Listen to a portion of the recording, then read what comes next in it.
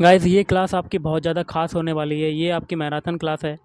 इसमें हम लोग 2016 के 2 शिफ्ट के पेपर सॉल्व करेंगे, जिसमें आपका क्वेश्चन जो होंगे बहुत ही इंपॉर्टेंट है। तो पूरा वीडियो शुरू से लेकर लास्ट तक देखिएगा। तो चलिए स्टार्ट करते हैं। इस आज के सेशन में पहला क्वेश्चन है, पृथ्वी की जो घूर्णन अवधि है वो कितनी होती है? तो वो होती है ऑप्शन सी 23 घंटे 56 मिनट और 4 सेकेंड। वित्त आयोग जो है अपनी सिफारिशें जो हैं किसे सौंपता है? तो ऑप्शन डी हो जाएगा राष्ट्रपति को। लाल मिट्टी सामान्यतः किन राज्यों में पाई जाती है? ऑप्शन डी तमिलनाडु एवं Andhra Pradesh. Reserve bank of India कब राज्य स्वामित्व का संस्थान बना? तो ऑप्शन डी वर्ष 1949। भारत का संविधान तैयार करने के लिए गठित संविधान निर्मात्री सभा के अध्यक्ष कौन थे? तो doctor Rajendra Prasad.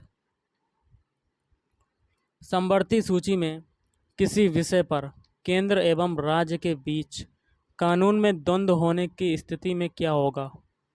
Option C केंद्र का कानून प्रभावी रहेगा। रामकृष्ण मिशन की स्थापना किसने की थी? ऑप्शन सी स्वामी विवेकानंद ने। खजुराहो में मंदिरों का निर्माण किसने करवाया था? तो ऑप्शन सी चंदेल वंश के राजाओं ने करवाया था। दक्षिण भारत में चोल राजवंश का संस्थापक कौन था? तो ऑप्शन डी इनमें से कोई नहीं, ना तो करिकाल, ना परांतक, ना राजा राज। अजंता एवं एलोरा की प्रसिद्ध गुफाओं में किस धर्म से संबंधित मूर्तियां एवं भित्ति चित्र मिलते हैं? तो ऑप्शन बी बौद्ध धर्म। टमाटर में कौन सा विटामिन पाया जाता है? तो guys option C vitamin C. किस प्रक्रिया से लालटेन या लैम्प की पत्ती में तेल ऊपर चढ़ता है? तो ऑप्शन बी केशिकत्व से। सूर्य का प्रकाश किस प्रक्रिया से पृथ्वी पर पहुंचता है? तो ऑप्शन सी विकिरण, रेडिएशन। ध्वनि की गति सर्वाधिक किस में होती है? तो ऑप्शन सी हो जाएगा लोहे में होती है, Fe में होती है। पौधे में क्लोरोफिल मुख्यतः किस में पाया जाता है? तो ये पाया जाता है पत्तियों में। राष्ट्रीय डेयरी अनुसंधान संस्थान जो है वो कहाँ पर है? तो ऑप्शन सी करनाल में। भूदान आंदोलन कब शुरू हुआ? तो भूदान आंदोलन शुरू हुआ ऑप्शन ए अप्रैल 1951। क्वेश्चन बनता है मधुमक्खियों का पालन जो है वो क्या कहलाता है? तो वो कहलाता है एपीकल्चर। पंत सम्राट किसकी प्रजाति है? ऑप्शन सी बैगन की प्रजाति है पंत सम्राट। निम्नलिखित में से कौन सी प्रजाति गेहूं की नहीं है? तो ऑप्शन है सुजाता। जाफराबादी भैंस जो है वो कहाँ पर पाई जाती है? तो ऑप्शन है गुजरात में। गहन पशुधन विकास परियोजना या कह सकते हैं इंटेंसिव कैटल डेवलपमेंट प्रोजेक्ट किस पंचवर्षीय योजना में प्रारंभ हुई? तो ऑप्शन है तीसरी पंचवर्षीय योजना। पशु प्लेग या रिंडर पेस्ट का कारण क्या है? तो ऑप्शन सी वायरस या कह सकते हैं विषाणु। गाय का जीवन काल सामान्यतः कितने वर्षों का होता है? ऑप्शन सी 20 से 25 वर्ष। मूंगा रेशम का उत्पादन मुख्यतः कहाँ पर होता है? तो ऑप्शन ए असम। पोलियो की दवा या वैक्सीन का आविष्कार किसने किया था? तो ये किया था जोनास साल्क ने। खाने वाला नमक किससे संबंधित है? तो सोडियम क्लोराइड NaCl। निम्न कॉलम को सुमेलित कीजिए कूट के माध्यम से। तो ऑप्शन सी हो जाएगा आपका आंसर। मिलान कर लेते हैं। पहला है एसिटिक एसिड, ये हो जाएगा सिरका। फिर है टैनिक एसिड, ये हो जाएगा चाय। और एमिनो एसिड, ये हो जाएगा प्रोटीन। और लैक्टिक एसिड, ये हो जाएगा दूध। सनहती और ऊर्जा के बीच किसने संबंध स्थापित किया था? तो ऑप्शन बी आइंस्टाइन।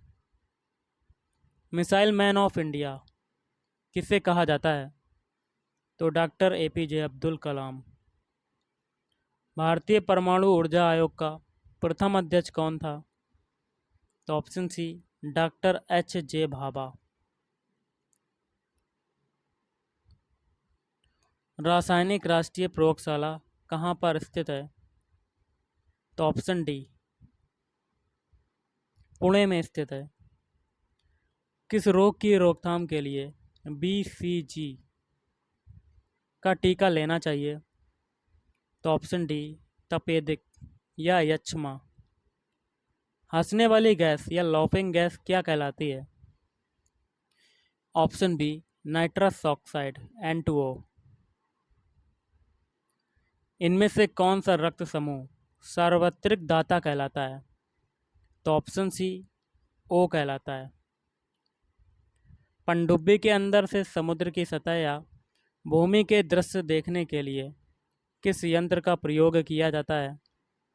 तो ऑप्शन ए पेरिस्कोप।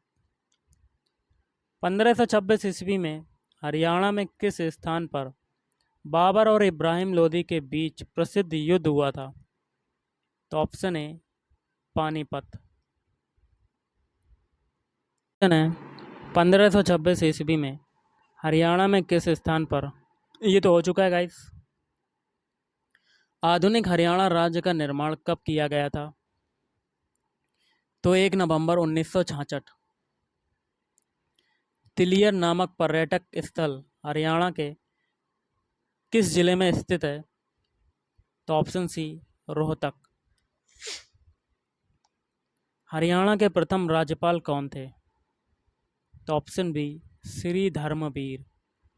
हरियाणा के किस भाग में शिवालिक पर्वत श्रेणियां स्थित हैं? तो ऑप्शन बी उत्तर पूर्वी।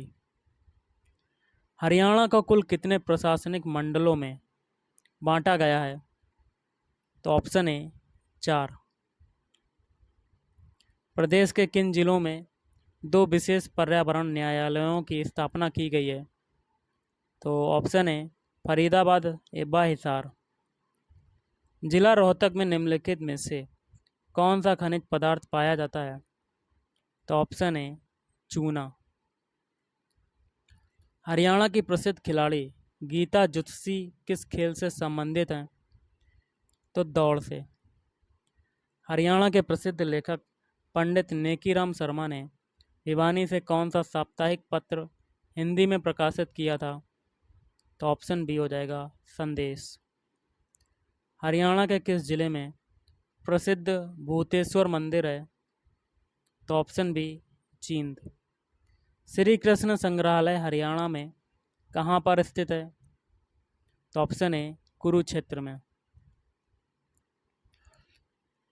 ये आपका 2016 का पेपर है, तो इसमें देखिए पहला क्वेश्चन है आपका, भारत के वर्तमान प्रधान न्यायमूर्ति हैं। तो 2016 में जो प्रधान न्यायमूर्ति थे वो कौन थे? Option B TS Thakur. लेकिन अब जो वर्तमान में कौन है, आपको कमेंट करके बताना है कि क्या हो सकता है। तो गाइस हम लोग करंट अफेयर्स के क्वेश्चंस को नेग्लेक्ट करते हैं और आगे के क्वेश्चन देख लेते हैं। तो एक क्वेश्चन ऐसे बन जाता है, वर्ष 2020 के ग्रीष्मकालीन ओलंपिक खेल कहाँ आयोजित होंगे? तो ये देखिए ओलंपिक खेल हो रहे हैं ये कि जो कि हो रहे हैं जापान में। रामायण में लक्ष्मण की पत्नी थी? तो ऑप्शन ए उर्मिला। कालका नगर किस राष्ट्रीय राजमार्ग पर स्थित है? तो ऑप्शन सी NH-22। रेगिस्तान रहित महाद्वीप कौन सा है? तो ऑप्शन बी यूरोप महाद्वीप। भारत में बनी पहली 3D फिल्म है? तो ऑप्शन डी माय डियर कुट्टी चातन। भारत का संविधान किस दिन लागू हुआ? तो ऑप्शन ए 26 जनवरी 1950। फिरोजपुर झिरका उपमंडल के तीनों ओर कौन सा प्रदेश है? तो राजस्थान। नेक्स्ट क्वेश्चन कर लेते हैं। सेना अध्यक्ष जनरल दलबीर सिंह सुहाग का पैतृक गांव किस जिले में है? तो ऑप्शन डी झज्जर। और छिलछिला वन्यजीव अभयारण्य हरियाणा के किस जनपद में अवस्थित है? तो ऑप्शन डी कुरुक्षेत्र। कोहिनूर पत्र के संपादक सेनानी थे? तो ऑप्शन डी बाल मुकुंद गुप्त। मुर्रा जो है एक प्रजाति है, किसकी प्रजाति है? भैंस की। निम्न में से किसके अभाव से रतौंधी जैसी आंखों की बीमारियां होती हैं? तो विटामिन ए। समुद्र में ज्वार भाटे का कारण क्या होता है? तो ए और बी दोनों। चंद्र का आकर्षण, सूर्य का आकर्षण। हरियाणा में विवाह में पंचायती रुपया किसे दिया जाता है? तो गांव के सम्मानित वृद्ध को। समुद्र तल में अचानक गति शक्ति के कारण होने वाली विशाल समुद्री लहर को खालिस्तान कहते हैं? तो ऑप्शन सी टी सुनामी कहते हैं। यह एक प्रसिद्ध ओडिसी नर्तक है? तो सोनल मानसिंह। निम्नलिखित में से हरियाणा से केंद्र सरकार में कौन मंत्री नहीं है? तो गाइस तो कंवरपाल। ये 2016 का क्वेश्चन है। रबी और खरीफ के अतिरिक्त भारत की तीसरी फसल ऋतु कौन सी है? तो जायद। ए ओ ह्यूम द्वारा भारतीय राष्ट्रीय कांग्रेस की स्थापना किस वर्ष हुई? तो 1885। पिप्पलाद ऋषि से संबंधित बाघोत तीर्थ किस जिले में है? तो महेंद्रगढ़। काटो जलाओ कृषि का मतलब क्या है? तो झूम खेती। महिला साक्षरता दर किस जिले में सर्वाधिक है? तो गुड़गांव गुरुग्राम। क्रायोजेनिक्स का मतलब क्या है? तो ऑप्शन ए बहुत निम्न तापमान का अध्ययन। वनस्पति के द्वारा शोषण किया गया अतिरिक्त जल ज़्यादातर इसके द्वारा हवा में विलीन होता है? तो ऑप्शन ए पत्ते की ऊपरी सतह। न्यूट्रॉन की खोज किसने की? तो न्यूट्रॉन की खोज की है चैडविक। सौर परिवार में निम्न में से कौन सा ग्रह सूर्य से अधिकतम दूरी पर है? तो ऑप्शन सी हो जाएगा वरुण ग्रह। अगला क्वेश्चन कर लेते हैं। मास्टर चंदगी राम का किस खेल से संबंध है? तो ऑप्शन सी कुश्ती। दो या दो से अधिक कंप्यूटरों को जानकारी बांटने के लिए आपस में जोड़े जाने को कहते हैं? तो नेटवर्क कहते हैं। आदि बद्री का संबंध किस पवित्र नदी से माना जाता है? तो सरस्वती। रिकेटस बीमारी किसके अभाव से होती है? तो option D vitamin D. Computer का वह भाग जो प्रोग्राम डिज़ाइन करता है, लिखता है और मेंटेन करता है क्या कहलाता है?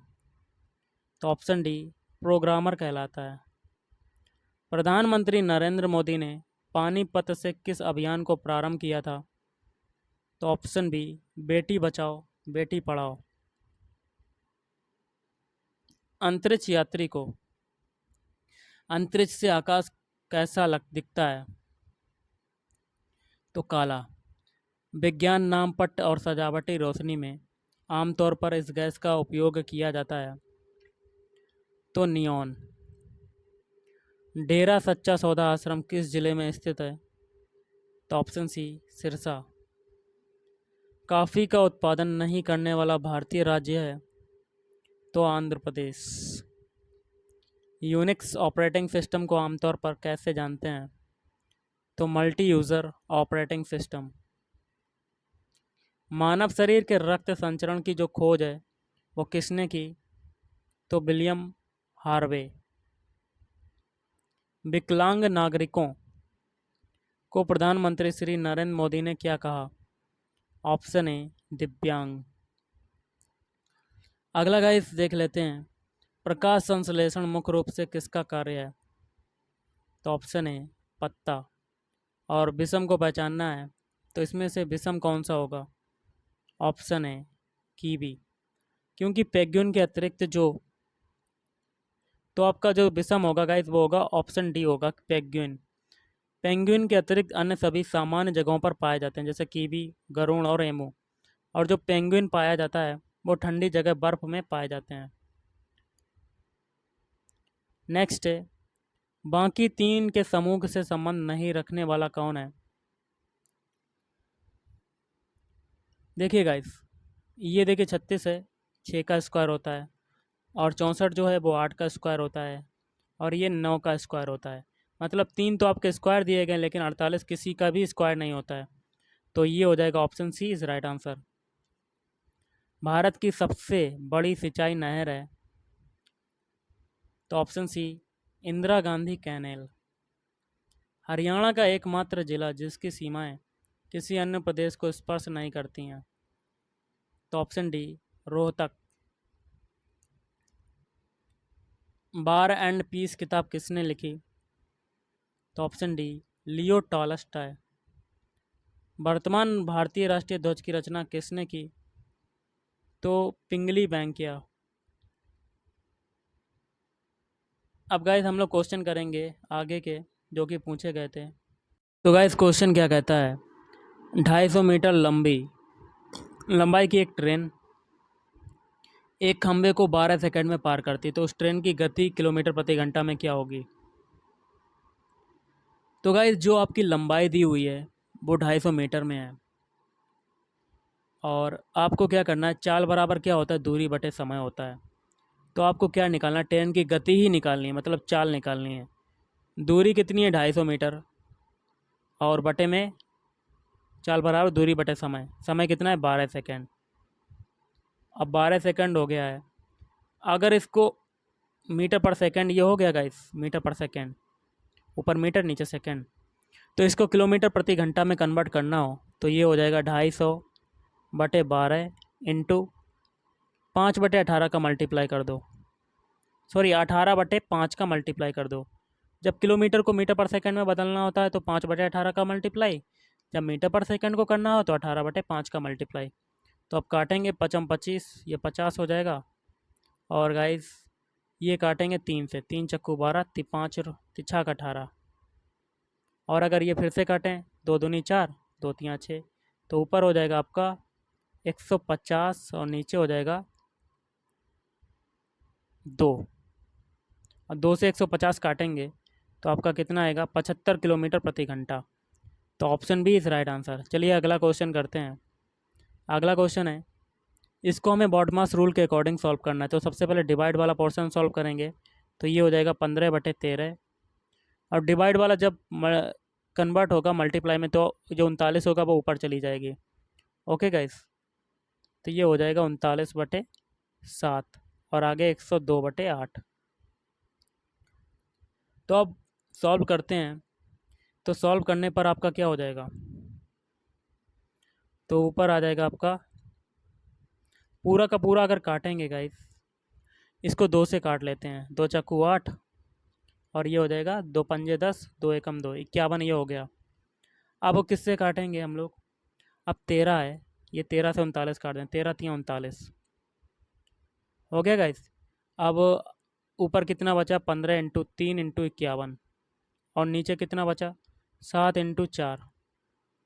अब इसका मल्टीप्लाई करने पर आपका क्या आएगा, 2295/14,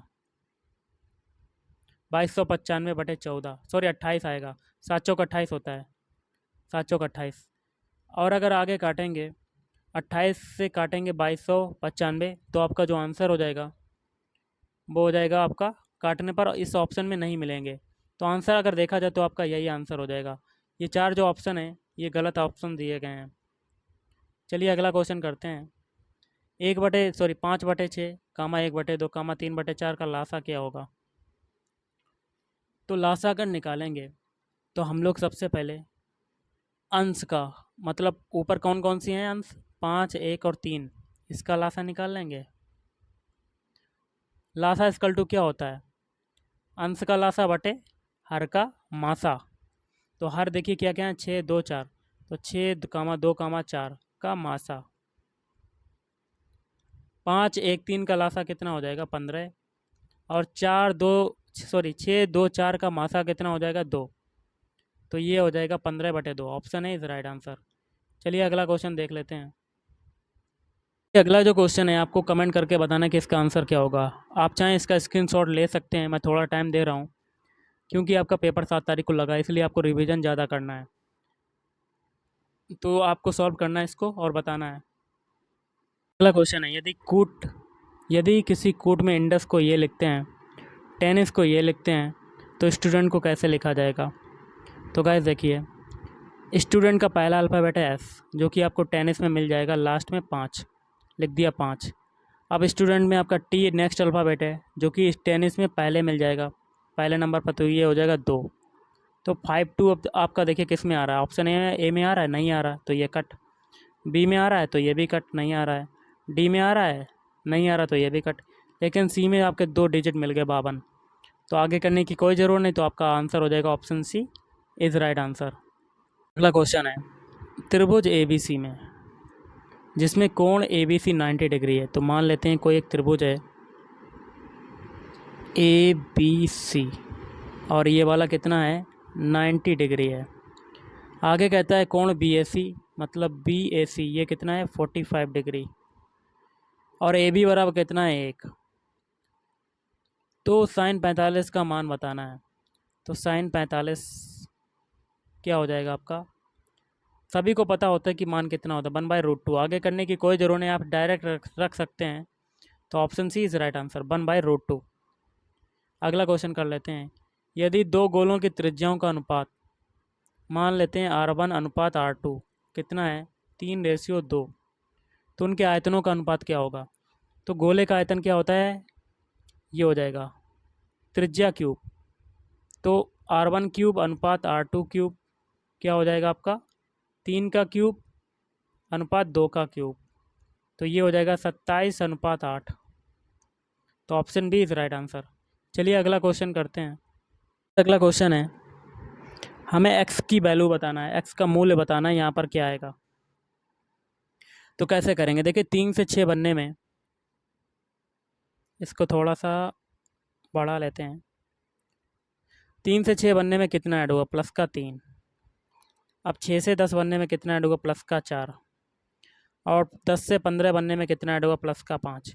एक चीज़ देखिए, 3 से 4 आ रहा है, फिर 4 से 5 आ रहा है, तो 5 के बाद क्या आएगा, प्लस का 6। इस 6 को हम लोग 15 में ऐड कर देंगे तो आपका आ जाएगा 21। ओके, तो आंसर क्या हो जाएगा, ऑप्शन सी। आगे भी करके देख लेते हैं।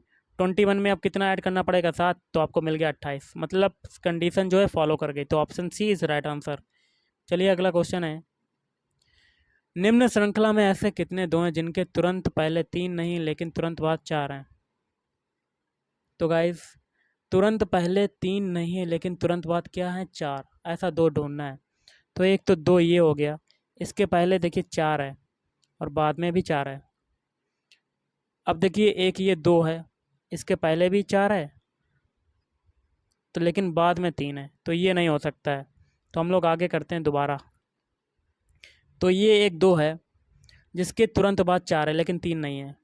इसके बाद 2 कौन सा होगा, इसके आगे 3 है, तो ये नहीं हो सकता है। इसके आगे भी 3 है, ये भी नहीं हो सकता है। इसके आगे 4 है, तो ये भी नहीं हो सकता क्योंकि बाद में 4 होना चाहिए। अब देखिए 2 ये वाला है, ये भी नहीं हो सकता है। अब 2 ये वाला, ये भी नहीं हो सकता है।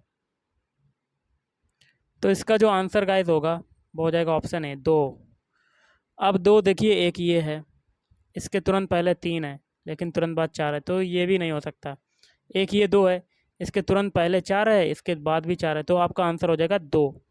मतलब 2 ऐसी संख्या जो 2 बार आई है, जिसके तुरंत पहले 3 नहीं है लेकिन तुरंत बाद 4 है। तो option A is right answer. चलिए अगला क्वेश्चन करते हैं। अगला क्वेश्चन है 6 की पावर 2x इजकल टू 1296, तो x की वैल्यू बताना है। तो यहाँ से 6 की पावर 2x इजकल टू 1296, ये किसका क्या होता है 6 की पावर 4 के बराबर। तो अब हम लोग आधार समान है, घातों की तुलना कर सकते हैं। तो यहाँ से 2x इजकल टू हो जाएगा 4, और एक्स से 2 से 4 कटेगा तो ये हो जाएगा 2। आंसर आपका आ जाएगा 2। Option B is right answer. अगला क्वेश्चन है, निम्न में से कौन सा बिंदु तीसरे वृत्तपात क्वाड्रेंट में आता है? तो ये एक क्वाड्रेंट है, यहाँ पर बना लेते हैं। एक ये क्वाड्रेंट है, कार्तीय तल है, तो इसका आंसर जो हो जाएगा -2, ऑप्शन सी। तो ये आता है यहाँ पर -2, ओके गाइस। तो तीसरे वृत्तपात में कौन सा आता है? ऑप्शन सी वाला, क्योंकि इसमें माइनस और माइनस चिन्ह है इसलिए। अगला क्वेश्चन है, दाहिने हाथ का शंख किस लेखक की रचना है? तो ऑप्शन सी, गुलाम हुसैन शाह। नेक्स्ट है, 1/2 प्लस 1/2 इंटू 1/2, इसका मान क्या होगा? तो सबसे पहले बॉडमास रूल के अकॉर्डिंग मल्टीप्लाई वाला सॉल्व होगा, तो ये हो जाएगा 1/2 प्लस 1/4।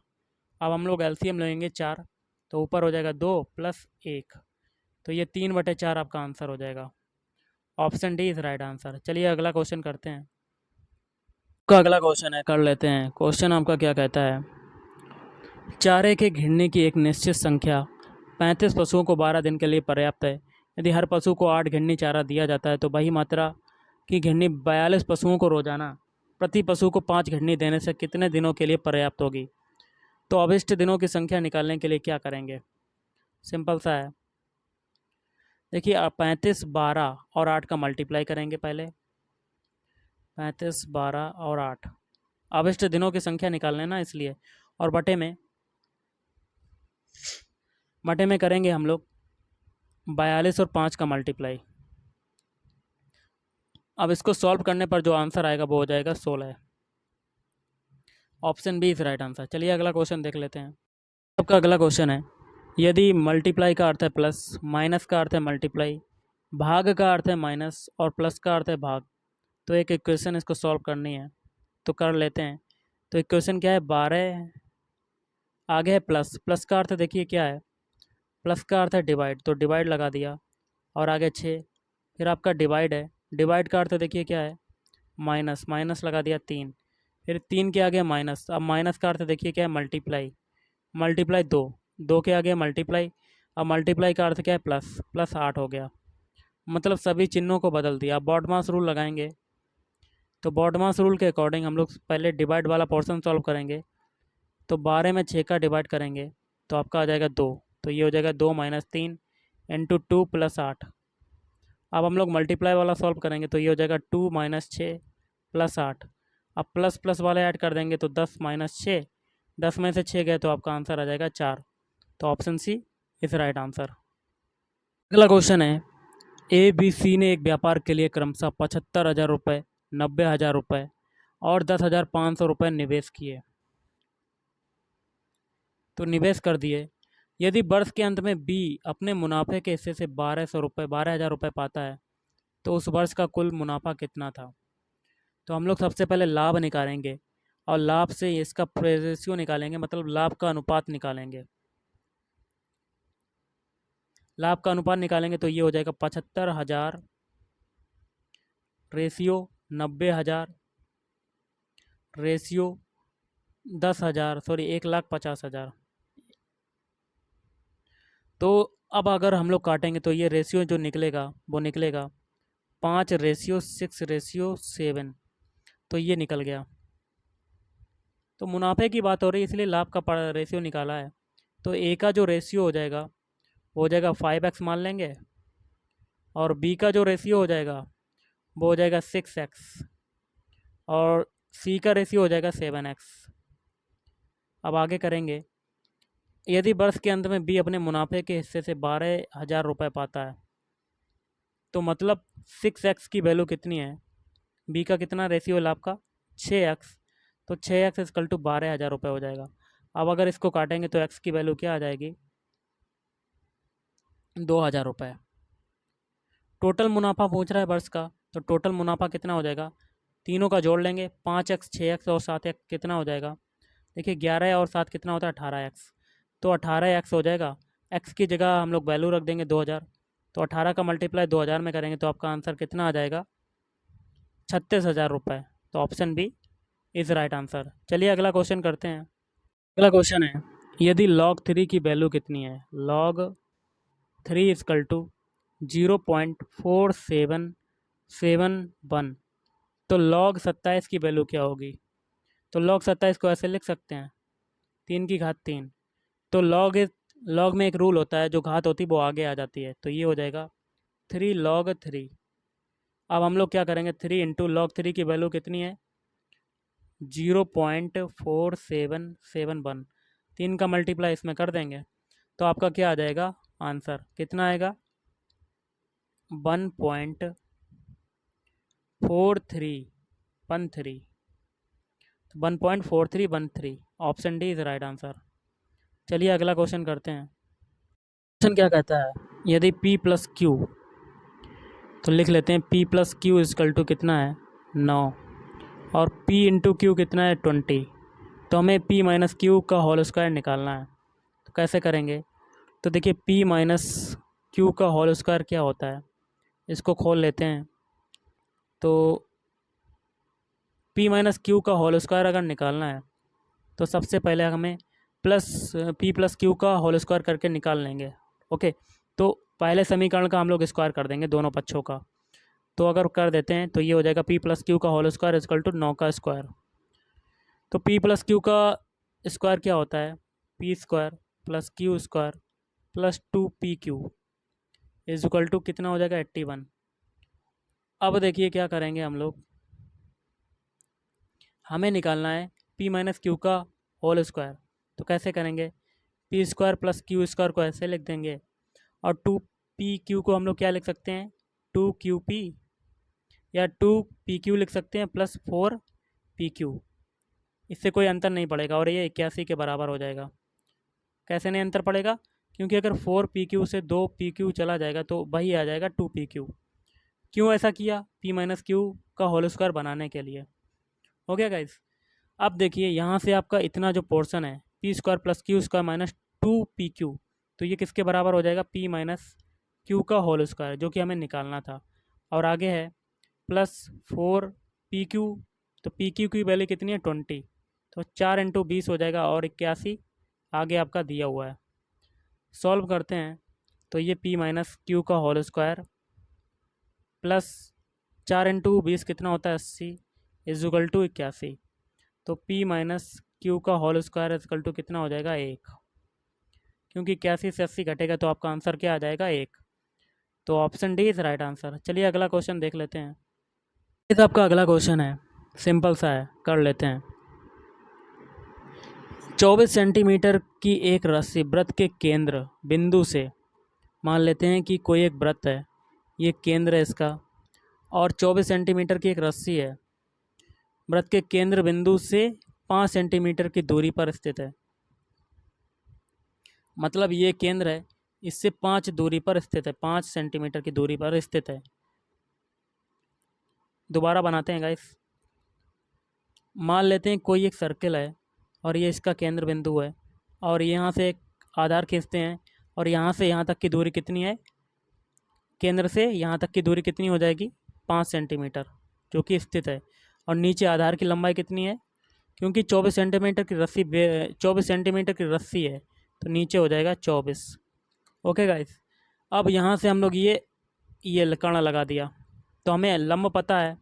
आधार अगर निकालेंगे तो टोटल दूरी है 12, और आधी अगर दूरी निकालें तो ये हो जाएगी 12 हो जाएगी। टोटल दूरी है 24 और आधी दूरी कितनी हो जाएगी? 12। और अगर हमें कर्ण निकालना है यहाँ पे, तो कर्ण कैसे निकालेंगे? तो वृत्त की त्रिज्या का पता कीजिए। तो त्रिज्या तो हम लोग आसानी से निकाल लेंगे, मतलब ओ ए की दूरी, ओ इसे मान लेंगे, ओ ए इसे मान लेंगे, या ओ इसे मान लेंगे, ए इसको मान लेंगे। तो हमें कर्ण ही निकालना है। तो कर्ण का होल स्क्वायर इजकल टू क्या होता है? या कह सकते हैं कर्ण इजकल टू अंडर रूट लंब स्क्वायर प्लस आधार स्क्वायर। लंब कितना है? 5। 5 का स्क्वायर हो जाएगा, और ये 12 का होल स्क्वायर हो जाएगा। हो गया। तो यहाँ से ये आ जाएगा आपका अंडर रूट में 25 प्लस 144, या कह सकते हैं अंडर रूट 169। आप बाहर निकलेगा 13 सेंटीमीटर। तो ऑप्शन है इज राइट आंसर। क्वेश्चन है 45 से 46 के लिए। निम्नलिखित प्रदत्त प्रत्येक प्रश्न में 2 कथन दिए गए हैं, जिसके बाद 2 निष्कर्ष 1 और 2 दिए गए हैं। आपको दोनों प्रदत्त कथन सत्य मानने होंगे, बावजूद इसके कि वे सर्वज्ञात तथ्यों से अलग प्रतीत होते हों। फिर यह निर्णय करें कि प्रदत्त निष्कर्ष में से कौन सा दिए गए कथनों का तार्किक अनुसरण करता है। दोनों कथनों को पढ़ें और उत्तर दें। तो स्लोगिज्म का क्वेश्चन है, इतना बड़ा दिया था तो कर लेते हैं। तो गाइस क्वेश्चन क्या कहता है कथन में, स्टेटमेंट में, कुछ पैंट स्कर्ट हैं। तो ये देखिए पैंट का हिस्सा हो जाएगा पैंट, इसका कुछ हिस्सा क्या हो जाएगा स्कर्ट। आगे क्या कहता है, कोई शर्ट स्कर्ट नहीं है। तो कोई शर्ट स्कर्ट नहीं है, तो ये इसमें बीच में कोई संबंध नहीं होगा। अब निष्कर्ष में क्या कहता है, कुछ स्कर्ट स्कर्ट जो है पेंट है, तो स्कर्ट का कुछ हिस्सा पेंट में जा रहा है, तो पहला सही। सभी शर्ट पेंट हैं, तो शर्ट और पेंट का दूर दूर तक कोई संबंध नहीं, तो दूसरा कट हो जाएगा, तो पहला सही दूसरा कट। तो ऑप्शन ए केवल निष्कर्ष एक अनुसरण करता है। अगला क्वेश्चन है, सभी जहाज टायर हैं। तो सभी जहाज क्या हैं आपके, टायर। और सभी टायर इंजन है, तो सभी टायर क्या हैं, इंजन। तो इंजन पूरा इसमें आ जाएंगे, मतलब सभी टायर क्या हैं, इंजन। तो इंजन पूरा इसमें आ जाएगा, सबसे बड़ा हिस्सा हो जाएगा इंजन का, तभी तो आ पाएगा सभी टायर। आगे कहता है कोई भी इंजन जहाज नहीं है। तो गाइस ऐसा हो ही नहीं सकता है, क्योंकि सबसे बड़ा हिस्सा है इंजन, और जहाज जो है इंजन में ही समाया हुआ है, तो पहला गलत। आगे कोई भी टायर जहाज नहीं है, तो ये भी गलत। तो इसका क्या हो जाएगा, ऑप्शन डी, ना तो निष्कर्ष एक और ना ही निष्कर्ष दो अनुसरण करता है। दो क्वेश्चन है और, जैसे दुर्घटना सावधानी से संबंधित है, वैसे ही बीमार किससे संबंधित है। देखिए जिस प्रकार सावधानी बरतने से दुर्घटना को टाला जा सकता है, ओके, उसी प्रकार बीमारी को, स्वच्छता, ऑप्शन बी, स्वच्छता रखने से बीमारी को टाला जा सकता है। अगला, राज्य का राज्यपाल से जो संबंध है, वही संबंध देश का किससे होगा। देखिए जिस प्रकार राज्यपाल राज्य का सर्वस्व होता है, उसी प्रकार राष्ट्रपति जो है देश का सर्वस्व होता है, देश का सर्वस्व होता है। राष्ट्रपति आपका आंसर हो जाएगा, sorry option B is right answer. अब अगला क्वेश्चन है, निर्देश है, प्रश्न संख्या 49 से 50 के लिए निम्नलिखित प्रत्येक प्रश्न चिन्ह में जो समानुपात का चिन्ह है कि बाईं ओर दो पद हैं तथा दाईं ओर एक पद है, एक प्रश्न चिन्ह है। प्रश्न चिन्ह के स्थान पर नीचे दिए गए वैकल्पिक पदों से ऐसा पद लाना है जिसका दाईं ओर वाले पद से वही संबंध जो बाई, मतलब आपको समझा देता हूँ क्वेश्चन। देखिए पहले का जिस प्रकार दूसरे से संबंध होता है, उसी प्रकार दूसरे का तीसरे से निकालना होता है। तो कर लेते हैं, कैसे करेंगे गाइस। देखिए सभी के पहले पहले अल्फ़ाबेट उठा लेते हैं। ए से हमें बनाना है एच। ए का अल्फ़ाबेट कोड कितना होता है, एक। एच का होता है 8, कितना ऐड होगा, प्लस का 7। अब सी से हमें आई बनाना है। सी का होता है 3 और आई का होता है 9, तो 3 से 9 बनने में कितना ऐड होगा, प्लस का 6। अब ई से एल बनाना है। ई का होता है 5, एल का होता है 12, कितना ऐड होगा, प्लस का 7। यही तरीका हम लोग एम ओ क्यू में लगाएंगे। तो एम का कितना कोड होता है, 13, 13 में 7 ऐड करेंगे तो 20 हो जाएगा। और ओ का कितना होता है, 15, 15 में कितना ऐड करेंगे, प्लस 6, तो 21 हो जाएगा। अब क्यू का कितना होता है, 17, 17 में फिर 7 ऐड करेंगे तो आपका हो जाएगा 24। 20 किसका होता है, टी का। 21 किसका होता है, यू का। 24 किसका होता है, एक्स का। तो आपके अल्फ़ाबेट 3 कौन से आ गए, T U X, option B is right answer. अगला क्वेश्चन है, कैपिटल है, स्मॉल है, फिर स्मॉल बी, उसका संबंध है ए और ए बी से। तो पी क्यू आर का संबंध कैसे होगा। तो गाइस देखिए, आपका कैपिटल ए पहले था, उससे बन गया आपका स्मॉल, और जो दो स्मॉल हैं वो कैपिटल बन गए। तो इसमें भी यही करना है, कैपिटल वाला आपका स्मॉल में बन जाएगा और स्मॉल वाले कैपिटल में बन जाएंगे। तो क्यू और आर, स्मॉल पी देखिए किसमें, इसमें, और दोनों कैपिटल किसमें है, इसमें। Option D is right answer. अगला क्वेश्चन कर लेते हैं। क्वेश्चन क्या कहता है, 60 किलोमीटर प्रति घंटा की रफ्तार से जा रही 75 मीटर लंबी रेलगाड़ी एक बिजली के खंभे को कितनी देर में पार करेगी। देखिए 75 मीटर, यहाँ पर मीटर है, यहाँ पर किलोमीटर प्रति घंटा है। तो हमें किस में निकलना है, और 4 ऑप्शन है इसमें, सेकंड दिए गए हैं, जो यूनिट है वो सेकंड में है। तो हमें चाल को मीटर पर सेकंड में कन्वर्ट करना पड़ेगा। तो चाल इजकल टू क्या है, 60 किलोमीटर प्रति घंटा। मीटर पर सेकंड में कन्वर्ट करने के लिए 5/18 का मल्टीप्लाई।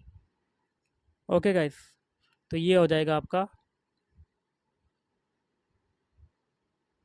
कितना हो जाएगा 50/3 मीटर पर सेकेंड। आगे क्या कहता है 75 मीटर लंबी रेलगाड़ी, तो मतलब एल की वैल्यू कितनी है या डी की वैल्यू कितनी है 75 मीटर। तो हमें टाइम बताना है, तो चाल बराबर क्या होता है दूरी बटे समय, और टाइम इक्वल टू क्या हो जाएगा दूरी बटे चाल। तो दूरी कितनी है 75, चाल कितनी है 50/3, 3 ऊपर चला जाएगा तो आपका आ जाएगा 75 इंटू 3/50। इसको सॉल्व करने पर आपका आंसर आएगा 4.5 सेकेंड। तो option A is right answer. आज के इस वीडियो में इतना ही। थैंक यू, धन्यवाद। आपका दिन शुभ रहे।